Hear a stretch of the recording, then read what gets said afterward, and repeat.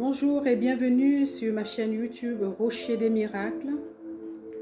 Abonnez-vous, likez, commentez et surtout partagez la parole de Dieu. Aujourd'hui, nous allons prier le précieux Saint-Esprit comme d'habitude parce que sans le Saint-Esprit, nous ne pouvons rien. Saint-Esprit, le feu de Dieu, rentre dans chacun de nous, touche-nous, dispose-nous, aide-nous, notre âme, notre corps et esprit. Merci, précieux Saint-Esprit, de vérité d'agir encore. Tu es puissant, Saint-Esprit de Dieu. Nous avons confiance en toi. J'ai envie de parler avec vous aujourd'hui d'un sujet qui est souvent, qui est très important, on va dire. Celui-là même qui est de savoir qui allons-nous, qui est élu pour servir Dieu, qui est celui qui a le droit de servir Dieu, qui a le droit et qui n'a pas le droit de servir Dieu. C'est la question qui vient tout le temps. Nous avons eu l'habitude d'être mis dans une espèce de situation, dans une situation, on nous a tellement tarsés, on nous a tellement réduits selon notre classe sociale, selon notre vie. Et la question qui se pose aujourd'hui, c'est qu'il y a beaucoup de personnes qui sont freinées par leur rang social parce qu'elle est aide-soignante ou alors elle est ouvrier quelque part, il est ouvrier quelque part. Ça le bloque, il pense qu'il n'est pas capable de servir. Dans le monde, on nous brandit un Dieu qui choisit les élites pour le servir, mais dans la Bible, c'est tout autre chose. Car vous voyez bien que notre Seigneur Jésus, ses amis, il ne les a pas choisis selon leur classe sociale, selon leur rang social, selon leur métier, selon leur race, selon leur tribu. Non, il les a choisis comme ils étaient et c'est lui qui les a façonnés en fin de compte. Donc vraiment, j'ai envie de te dire, bien-aimé, que tu peux servir Dieu. Moi, je peux servir et toi, tu peux servir. Job 33 nous dit, Dieu parle tantôt d'une manière, tantôt d'une autre manière. Dieu nous parle par les songes, Dieu nous parle par des visions, Dieu nous parle par des signes, Dieu nous parle par... il fait tout pour qu'on puisse comprendre son message. Donc ce n'est pas le problème. Choisis seulement de servir le Seigneur et il te parlera tantôt d'une manière, tantôt d'une autre. Alléluia. Nous pouvons, tu peux, qu'importe ce que tu fais dans la vie, tu peux te lever et servir Dieu parce que c'est derrière le service de Dieu que nous avons la bénédiction. Servir Dieu où aussi? La parole nous dit qu'il faut servir Dieu en tout lieu, toutes circonstances. Dans ton travail, tu peux servir Dieu. Dans ta maison, tu peux servir Dieu. Tu peux servir Dieu partout où tu es. Tu es invité quelque part, tu en profites pour servir Dieu. Servir Dieu, t'adresser à qui? Servir Dieu, c'est la passion. Parler de Dieu tout le temps, c'est de t'occuper de ceux qui ne connaissent pas le nom de Dieu d'abord, le nom de Jésus. Parler de Jésus à ceux qui connaissent Jésus, ils seront que ravis. Parce qu'une personne qui connaît Jésus est toujours prête à écouter le nom de Jésus en permanence, en longueur de journée. Donc parler de Jésus à ceux qui ne le connaissent pas. Parler de Jésus aussi pour animer le nom de Jésus, pour renforcer ceux qui le connaissent. La parole de Dieu nous dit dans Romains 12, 8. La parole de Dieu nous dit dans Romains 12, 8. En effet, de même que nous avons plusieurs membres dans un seul corps et que tous les membres n'ont pas la même fonction. De même, nous qui sommes plusieurs, nous formons un seul corps en Christ et nous sommes tous membres les uns les autres, chacun pour sa part. Nous avons des dons différents. selon la grâce qui nous a été accordée, si quelqu'un a le don de prophétie, qu'il exerce en accord avec la foi. Si un autre est appelé à servir, qu'il se consacre à son service. Que celui qui enseigne se donne à son enseignement. Et celui qui a le don d'encourager à l'encouragement. Que celui qui donne le fasse avec générosité. Celui qui préside avec zèle. Voilà, Romain nous dit que nous avons tous des dons. Vous avez des personnes qui ont le don de la prophétie. Vous avez des personnes qui ont le don de la prédication. Vous avez des personnes qui auront des dons de l'enseignement. Vous aurez des personnes qui auront des dons de présider. Et dans tous les milieux, il y a toujours quelqu'un, un chef de groupe, comme l'apôtre Pierre avait été élu comme chef de groupe. Alors, que vous soyez chef de groupe, que vous soyez la personne qui préside, que vous soyez la personne qui fait la prophétie, que vous soyez la personne qui avait votre ministère, que vous soyez la personne qui fait des louanges aussi, qui chante des louanges. C'est aussi un ministère, n'est-ce pas? Eh bien, faites-le et bien. Ne le faites pas dans un but de vous sentir supérieur aux autres. Faites-le parce que vous avez besoin, celui qui a la prophétie. Quand vous entendez quelque chose venant de Dieu, qui peut aider ton frère, qui peut t'aider, qui peut aider quelqu'un, faites-le. Faites la prophétie pour l'aider. Pas pour gagner de l'argent. Pas pour vous sentir supérieur à l'autre. Si vous avez un don de louange, chantez les louanges. Parce que c'est un moment de recueillement. Même Dieu siège au milieu de la louange et de l'adoration de son peuple. Il y a des moments où on a besoin d'écouter un pasteur. Il y a des moments où on a besoin d'écouter quelqu'un qui chante. Toutes ces choses pour nous fortifier. Si vous avez plutôt un don de parler de la parole, de la prédication, faites-le et bien. Mais ne le faites pas pour vous satisfaire, pour vous sentir supérieur. Non. C'est pour ça qu'on parle de don, bien-aimé. Le don, c'est quelque chose qui t'est donné. Tu n'as pas acheté. Et comme on t'a donné ce don, tu dois aussi le donner de la même manière. Sans spéculation, sans grosse tête, mais d'une simplicité naturellement, comme le Seigneur Jésus a toujours été vis-à-vis de nous. Alors, on va parler de Matthieu. Matthieu 10, 18 et avant. À cause de moi, vous serez conduits devant les gouverneurs et devant des rois pour leur apporter votre témoignage. À eux et aux non-juifs, mais quand on vous fera arrêter, ne vous inquiétez ni de la manière dont vous allez parler, ni de ce que vous direz. Ce que vous direz, ce que vous aurez à dire, vous sera donné au moment même. En effet, ce n'est pas vous qui parlez, c'est l'Esprit de votre Père qui parlera à vous, en vous.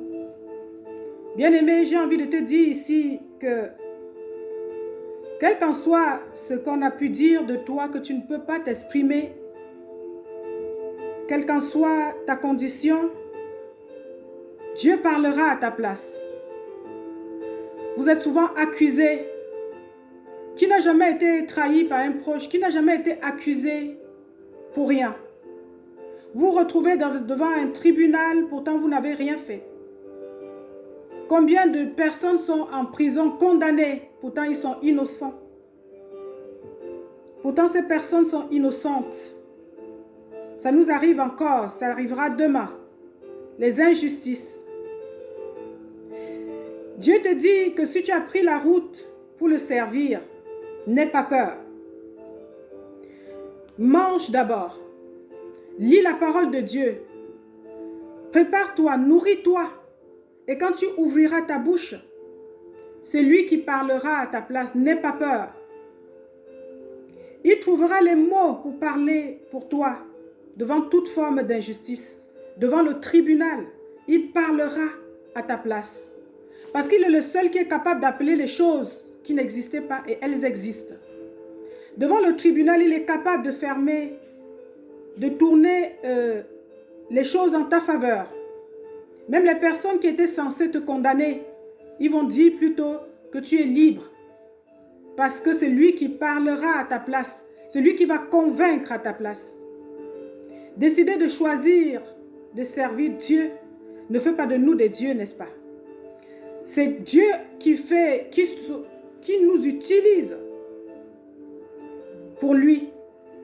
Nous sommes ses ouvriers. Je préfère être l'ouvrier du Seigneur que d'être utilisé n'importe quel poste.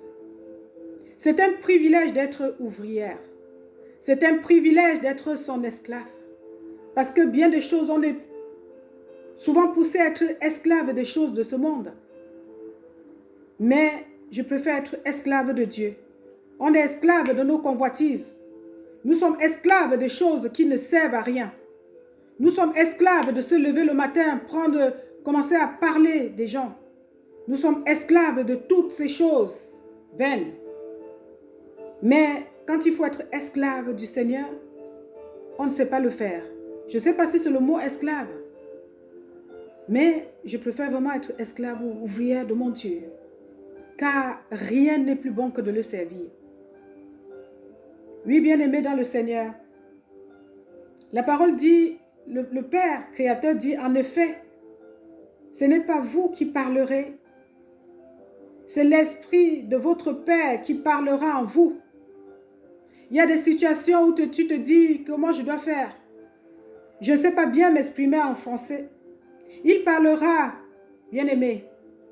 Tu veux servir Dieu, parle en ta langue. Tu n'as pas besoin d'utiliser le français. Quand tu as le Saint-Esprit en toi, la personne qui est en face comprendra ce que tu veux dire. La personne qui est en face de toi comprendra que oui, l'onction. Jésus a dit à ses disciples, un jour, allez parler de la bonne nouvelle. Allez parler de la bonne nouvelle, annoncer la bonne nouvelle dans toute l'étendue du territoire. Ses disciples ont dit, mais comment on va aller partout dans le monde? Mais nous ne connaissons pas les langues de ces personnes. Il lui a dit, allez-y seulement. Quand vous allez parler, allez-y d'abord. Quand les disciples sont arrivés, ils se sont mis à parler. Ils parlaient en leur langue, bien-aimés. Et la partie adverse entendait. C'est comme ça, bien-aimé dans le Seigneur. Quand tu ouvriras ta bouche, c'est le Seigneur qui parlera pour toi. Exode 4, 12. Va donc. Avec ta bouche, je serai avec ta bouche. Je t'enseignerai ce que tu vas dire. Voilà ce que Dieu dit à Moïse. Moïse qui avait un handicap, il était bègue. Quand il a eu la mission de servir, quand il était appelé en sa manière, il a eu peur. La première des choses, il a dit à Dieu, je ne peux pas, comment veux-tu que je parle? Pour prononcer un mot, pour dire je, il fallait il fallait qu'il dise je ne sais combien de fois. Et alors, vous savez ce que c'est qu'un bègue? Il était bloqué. Et Dieu lui a dit, va donc, je serai avec ta bouche et je t'enseignerai ce que tu vas dire. Dieu est capable de se mettre dans ta bouche, bien-aimé. Il fait des merveilles. Exode 4, 12. Donc, n'ayons pas peur que le langage ne soit pas notre blocage. La première des choses que nous devons voir, c'est de vouloir servir simplement. Oui, bien-aimé, tu peux servir Dieu. Nous tous, ce n'est pas donné à quelqu'un, ce n'est pas tous les dons, nous les avons, chacun. Comme dit Job 33, Dieu parle tantôt d'une manière, tantôt de l'autre. Tu as ton don, bien-aimé. Expérimente ton don. Récupère ta destinée. Ta destinée n'est pas celle-là. Ta destinée n'est pas de demeurer dans la condamnation. Ta destinée, c'est de sortir de la condamnation. Sortir de la condamnation, il n'y a pas meilleur moyen que de vouloir servir Dieu. Quand le Saint-Esprit est dans toi, c'est lui qui t'enseigne, c'est lui qui te montre les versets, c'est lui qui dirige ton regard pour ce que tu dois dire aujourd'hui. Et il sait pourquoi, parce que tu vas trouver en face des personnes qui seront prêtes à t'écouter. Ces personnes seront prêtes à t'écouter, bien-aimé dans le Seigneur. 1 Corinthiens 3, 6. 1 Corinthiens 3, 6 nous dit, « J'ai planté, Apollo a arrosé, mais Dieu fait croître. » Quand vous avez la volonté de servir, plantez. Parlez en votre langage. Parle. Ton zèle, ton envie, ta foi va déclencher quelque chose aux personnes à qui tu parles. Ta manière, ta sainteté, ton amour pour le Seigneur va faire en sorte que la personne qui est en face de toi se pose la question, qu'est-ce qu'elle veut dire cette personne? Et le Saint-Esprit, dans l'oreille de cette personne, va traduire ce que tu voulais dire. Plante seulement, plante. Apollo, tu trouveras quelqu'un qui va entretenir ce que tu as planté. Tu trouveras, Apollo va arroser, bien-aimé, et le Seigneur fera croître. Le Seigneur, tu plantes, il prend la plus petite des graines, la graine de moutarde. C'est la graine qui fait des merveilles. C'est une graine qui pousse très très vite. C'est une graine qui, quand on sème, la Bible nous dit que la graine de moutarde, quand on la met, qu'elle sème quelque part, elle permet de stériliser même la terre. Ça a tellement de vertus. Quand tu es en Christ, tu as beaucoup de vertus. Cette graine de moutarde même, qui va pousser plus vite, elle donne ses fruits, elle donne en toute saison. Et finit comme épice dans nos assiettes, n'est-ce pas? Rien n'est perdu quand tu as la volonté, quand tu as le zèle, quand tu as le Saint-Esprit avec toi, quand tu écoutes la voix du Seigneur, tu peux servir. Ce n'est pas moi. Pourquoi c'est moi seul qui devais servir, puisqu'on a plusieurs dons? Je ne peux pas être à la fois, même temps, prédicatrice. Je ne peux pas faire des louanges, chanter des louanges. Je ne peux pas être prophète en même temps. Je ne peux pas faire toutes ces choses. Tu as ton don. Utilise ton don. Alléluia. Utilise ton don, bien-aimé dans le Seigneur. Nous tous, nous sommes appelés au service. La Bible nous dit que la moisson est grande, mais peu d'ouvriers. Alléluia. La moisson est grande, mais peu d'ouvriers. Dieu veut seulement la personne qui va venir récolter. Il n'y a pas. Parce qu'on t'a dit que tu n'as pas été à l'école, ça te bloque. Parce qu'on t'a dit que tu ne sais pas parler le français, ça te bloque. Non. Bien-aimé, non, non, non. Tu dois servir. Tu as ta place dans la maison du Seigneur. Tu ne peux trouver grâce au Seigneur que quand tu le sers. Quand tu ne sers plus le monde, quand tu ne sers plus l'ennemi. Quand tu te plonges dans le service de Dieu, tu es dépouillé de toute souillure. Il s'occupe à dépouiller tout ce qui ne va pas dans toi. Pour que tu sois son bon serviteur. Bien-aimé. Proverbe 11:30. Le fruit du juste est un arbre de vie. Le fruit du juste est un arbre de vie. Et le sage gagne les âmes. Le fruit du juste est un arbre de vie. Et le sage gagne des âmes. Tout ceci, c'est pour vous dire que derrière le service, oui, servir Dieu. Servir Dieu, le servir comment? Lui donner à manger? Non. Lui acheter une maison? Non. Lui offrir des diamants? Non plus. Lui offrir des sacrifices? Non plus. Il n'en veut pas. Derrière le service, qu'est-ce qui se cache derrière le service de Dieu? C'est les âmes que tu vas récupérer, bien-aimé. La Bible nous dit qu'une âme sauvée est un festin. Chaque fois que tu auras réussi à faire convertir quelqu'un, à le mettre sur le chemin, à lui parler de Jésus, bien-aimé dans le Seigneur, le roi des rois, il fait une fête, le festin. Ça veut dire qu'il fait tuer les bêtes, il fait tout ce que vous imaginez quand vous faites la fête. Parce qu'il y a un enfant qui est revenu à lui. Quelle est la personne qui accepterait de perdre un enfant?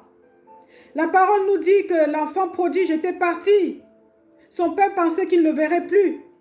Il a demandé, bien-aimé dans le Seigneur, qu'on lui donne sa part.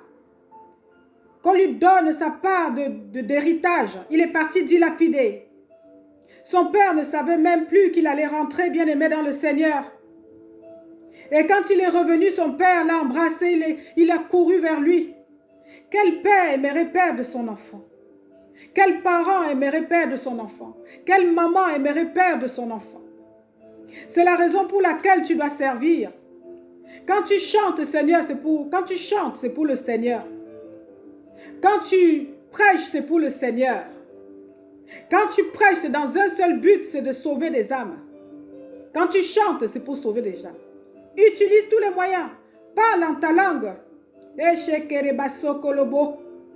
Parle en ta langue, bien-aimé dans le Seigneur.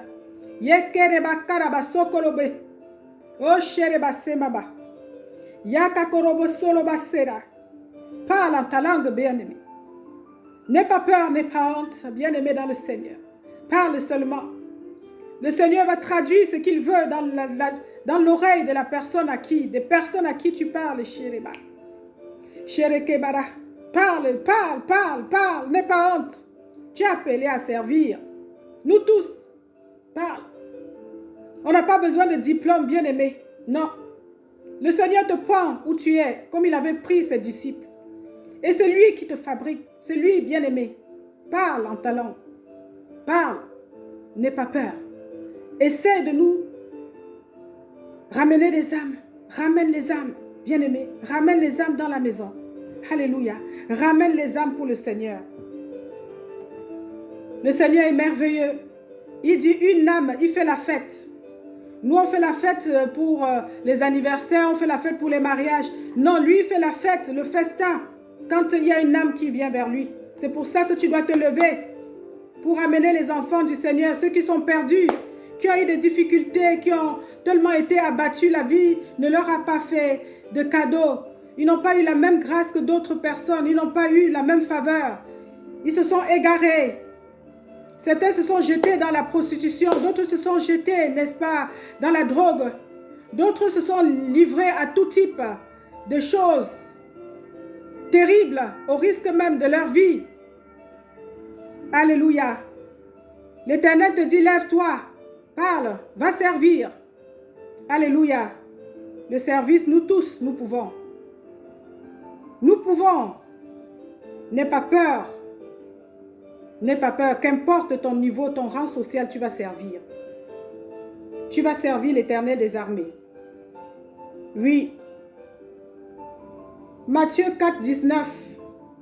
Jésus leur dit, suivez-moi. Je vous ferai pécheurs d'hommes. Jésus dit aux disciples, suivez-moi. Je vous ferai pécheurs d'hommes. Suivez-moi, je vous ferai pécheurs d'hommes. Il n'a pas dit, suivez-moi, je vais vous permettre de pêcher les bateaux, je vais vous faire pêcher les avions, je vais vous faire pêcher les jets privés, je vais vous faire pêcher les marques de vêtements, je vais vous faire pêcher les fringues, je vais vous faire pêcher les maisons, je vais vous faire pêcher les cargaisons de poissons, les conteneurs de poissons. Non. Jésus dira à ses disciples, Okorobo sokolobo. Yakabase kabababa. Yekereba shera vient. Yekere chien vient. Eshekereba sera viens seulement. Viens, je ferai de toi un pêcheur d'hommes. Viens seulement, je ne veux pas faire que tu pêches le bateau, ça ne t'amènera nulle part. Ce n'est pas tes biens qui vont te conduire au paradis. C'est le nombre de personnes que tu auras pêché, bien-aimé, qui vont t'ouvrir les portes du salut. Oh, Shekerebese Karababa. Ce n'est pas bien-aimé dans le Seigneur. Tes biens. Ce n'est pas la richesse, ce n'est pas parce que tu auras calomnié quelqu'un. Ce n'est pas parce que tu seras président, ministre, directeur de ce monde que tu vas aller au paradis. Jésus a dit, viens seulement. Aïe, aïe, aïe, aïe. Shereba. Jésus a dit, viens. Il a dit aux disciples, venez. Venez, je vais vous apprendre à pêcher les âmes, à pêcher les hommes. Parce que c'est ça qui est important dans les yeux du Seigneur.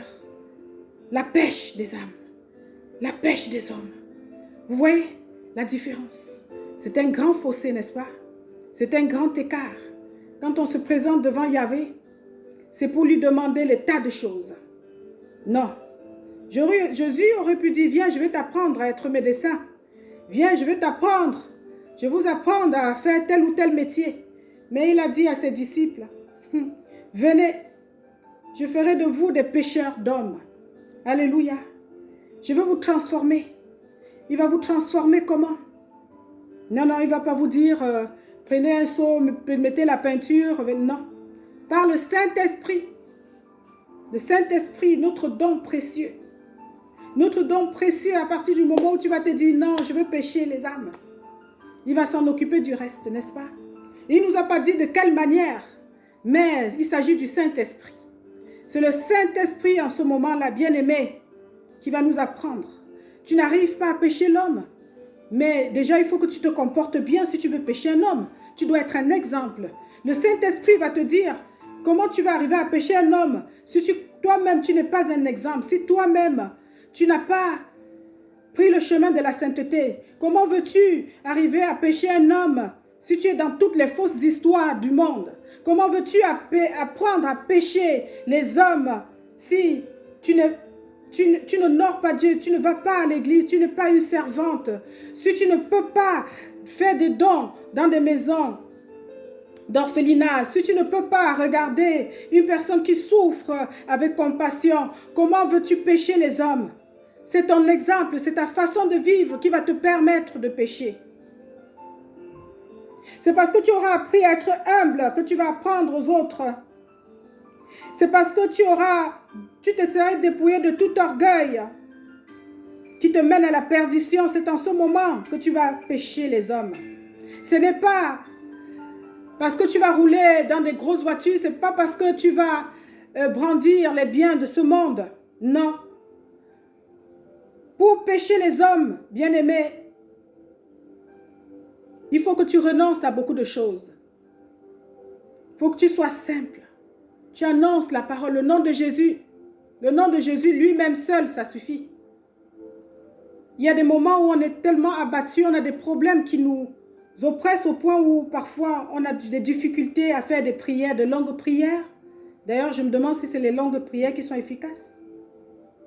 Et moi, quand ça m'arrive, qu'est-ce que je fais? Je passe des journées entières à parler seulement, de prononcer le nom de Jésus et du Saint-Esprit. Un coup Jésus, un coup Saint-Esprit. Saint-Esprit, Jésus. Jésus, Saint-Esprit. Ça suffit. Chaque fois que vous dites Jésus, c'est comme si vous avez bombardé l'ennemi. C'est comme si vous lancez une bombe. Jésus, vous lancez la bombe. Et l'ennemi saute. Les ennemis sautent.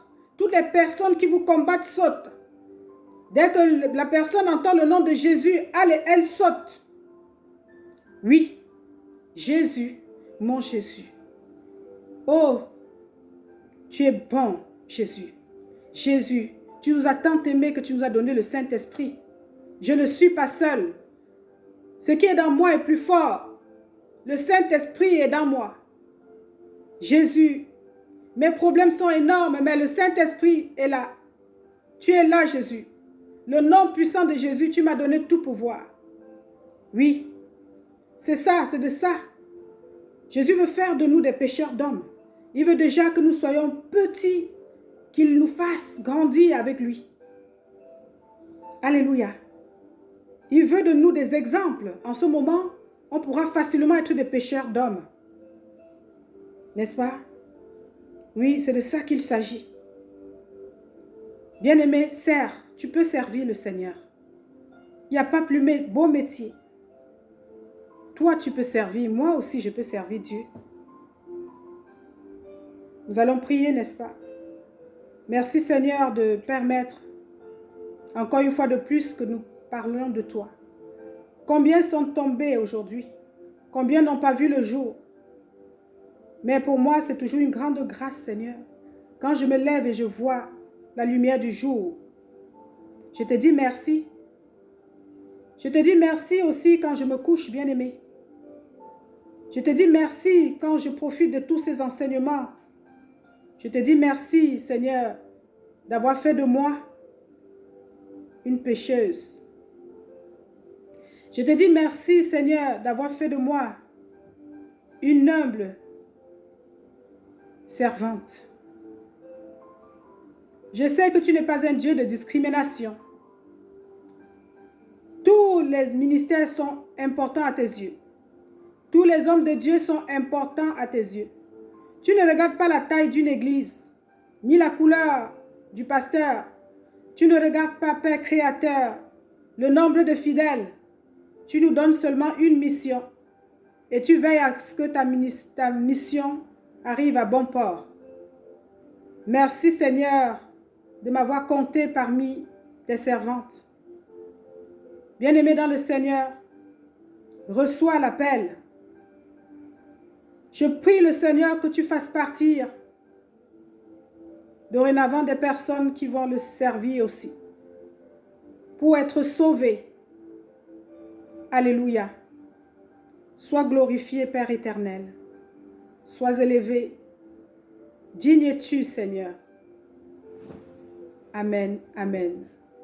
Si vous avez aimé la vidéo, partagez, commentez, likez et abonnez-vous.